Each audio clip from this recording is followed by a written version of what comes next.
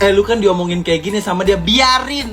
Lu kata dia begini, iya lu terserah lu. Gue udah gak ada energi banyak-banyak buat nanggepin. Gue gak ada energi banyak-banyak buat gue klarifikasiin yang orang-orang ceritain satu-satu. Terserah. Atur, menurut kepercayaan lu masing-masing aja. Gue gimana bebas lu atur.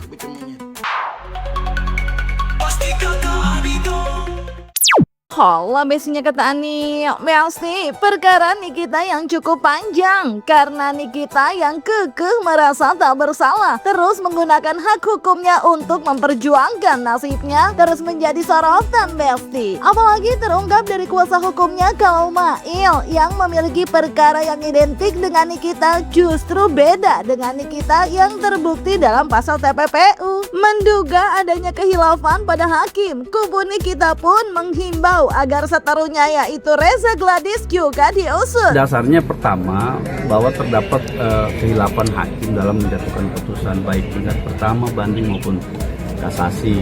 Ya. Yang kedua, alasan yang paling krusial itu adalah terkait dengan pertimbangan disparitas hukum. Di satu sisi ada dua perkara yang identik, ya.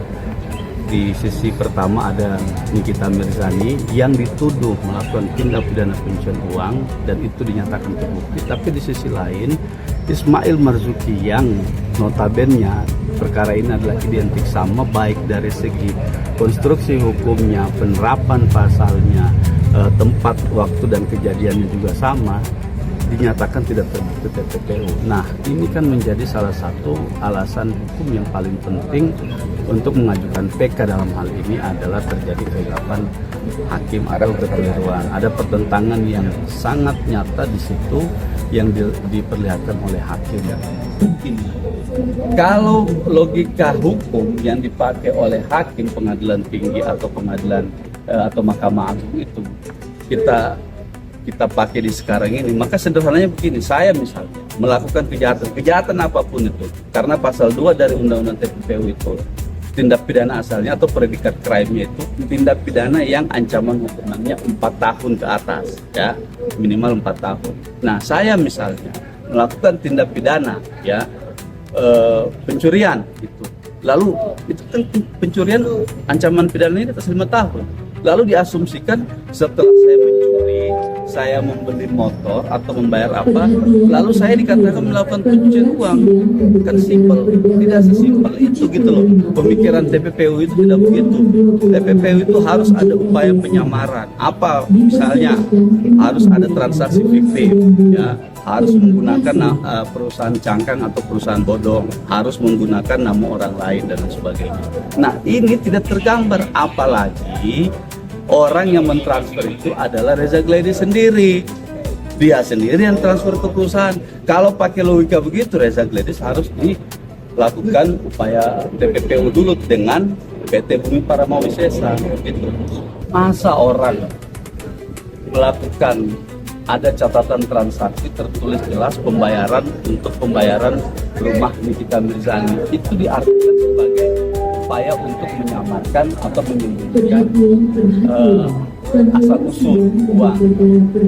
Gimana sih logika sederhananya berpikir kalau dia mau melakukan TPPU nggak usah dicantumin namanya dia, langsung aja ditutupi, dia misalkan menyamarkan namanya, dia pakai nama orang lain atau mentransfer itu pakai nama perusahaan, dan perusahaan itu ada hubungannya dengan kita, itu masih masuk di logika TPPU dan itu pun masih bisa diperdebatkan secara hukum apakah tujuan untuk menyamarkan atau menyembunyikan harta itu, atau memang tujuannya adalah untuk menggunakan harta saja gitu dalam konteks tindak pidana ini. Sementara itu di sisi lain Nikita yang masih banyak jadi sorotan atas perjuangannya mendapatkan keadilan untuk dirinya yang yakin tak bersalah, seraya terus menolak lemah Besti. Tepat pada saat sidang PK perdananya yang digelar pada 24 Juni 2026 di mana harus ditunda lantaran jaksa absen dalam sidang, Nikita sang wanita Amazon seraya memperlihatkan keyakinannya melalui unggahan story-nya di mana menggunakan sound tentang gak peduli dengan orang-orang yang membicarakannya buruk. Lu kan diomongin kayak gini sama dia, biarin. Lu kata dia begini, iya lu terserah lu, gue udah gak ada energi banyak-banyak buat nanggepin. Gue gak ada energi banyak-banyak buat gue klarifikasiin yang orang-orang ceritain satu-satu, terserah. Atur, menurut kepercayaan lu masing-masing aja, gue gimana bebas lu atur.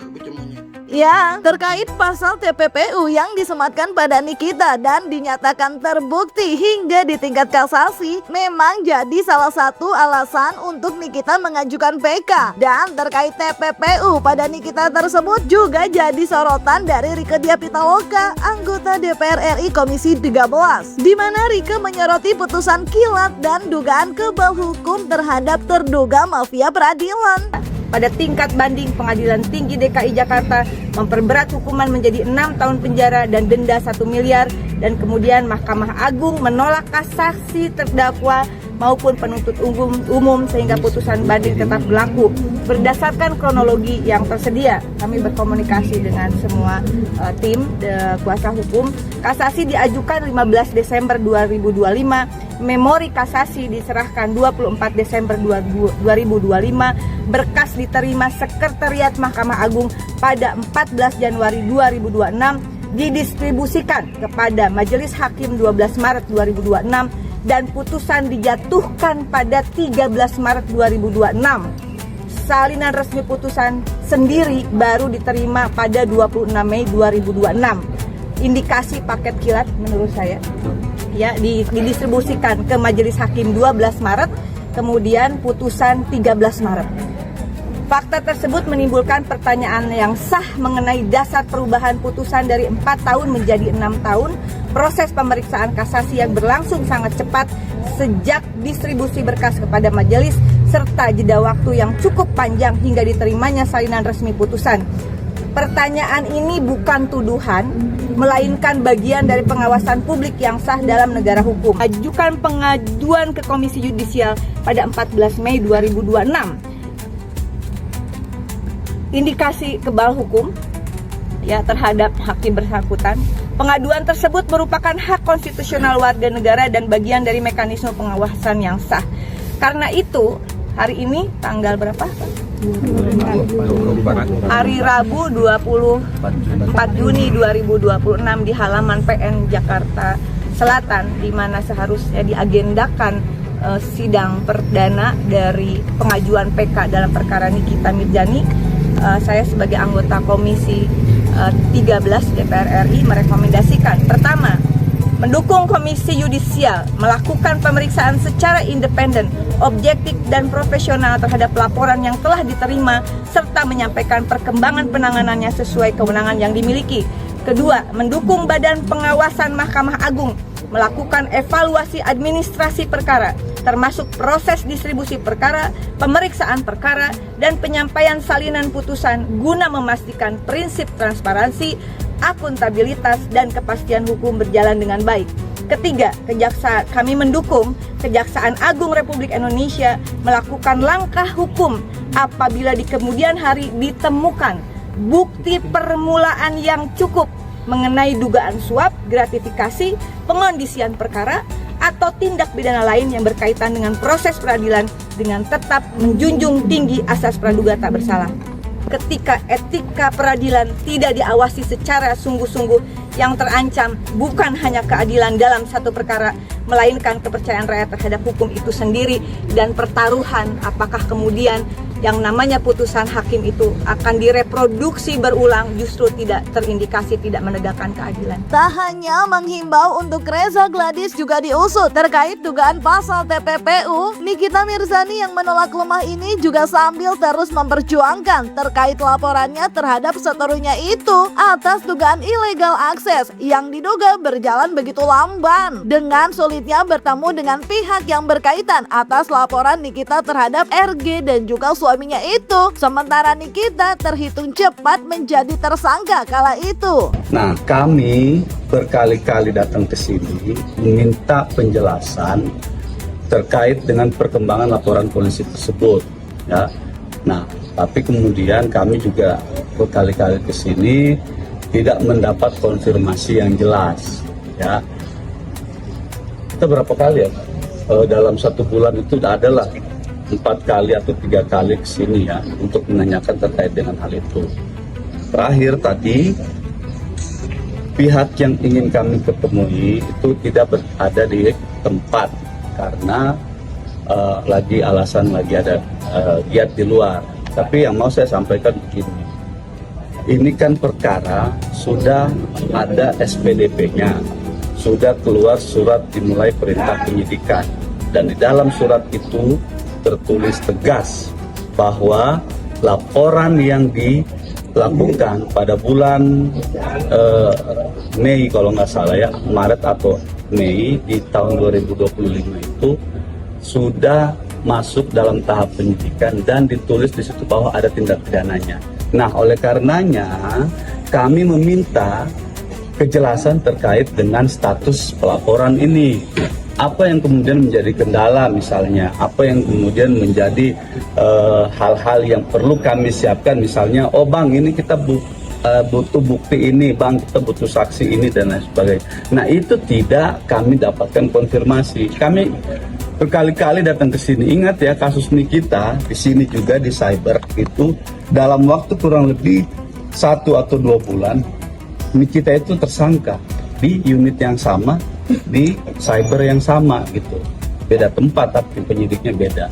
Nah yang mau saya katakan adalah kenapa kasus yang sama yang kita laporkan terhadap pelanggaran undang-undang ITE itu juga berkaitan dengan apa yang menjadi saat ini dihadapi oleh Nikita dalam putusan pidana. Ini kan sama persis. Karena objeknya sama, yang dilaporkan itu adalah berkait dengan illegal access rekaman, yang kemudian rekaman itu dipakai di persidangannya Nikita. Lalu dengan rekaman itu Nikita diputus bersalah bersama Mail.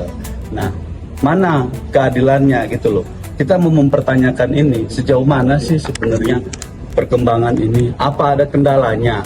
Kita dikirimkan SP2HP. SP2HP itu tidak menjelaskan bahwa rencana tindak lanjut akan melakukan ABCD.